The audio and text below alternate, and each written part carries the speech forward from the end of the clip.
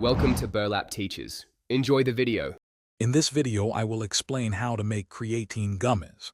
This simple guide will help you create your own convenient and tasty supplements at home. First, let's gather our essential ingredients.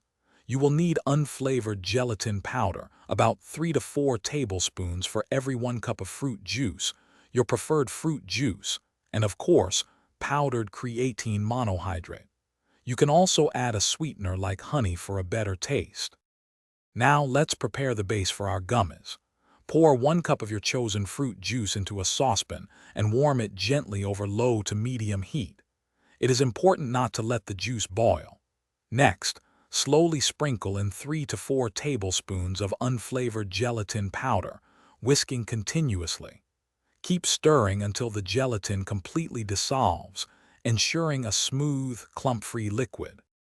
Once your gelatin mixture is smooth, remove it from the heat and let it cool for a few minutes. This step is crucial before adding the creatine. Now, stir in your powdered creatine monohydrate, making sure it is thoroughly and evenly mixed throughout the liquid. Then, carefully pour the mixture into your silicone molds. Place the filled molds into the refrigerator for about 2 to 4 hours to allow the gummies to fully set. Congratulations, your creatine gummies are ready.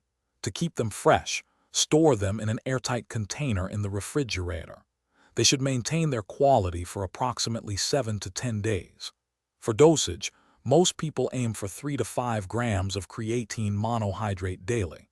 You can calculate how many gummies you need to reach your target based on the total creatine added to your batch. Enjoy your convenient and delicious homemade supplements. Thanks for watching. Consider subscribing if this video helped you.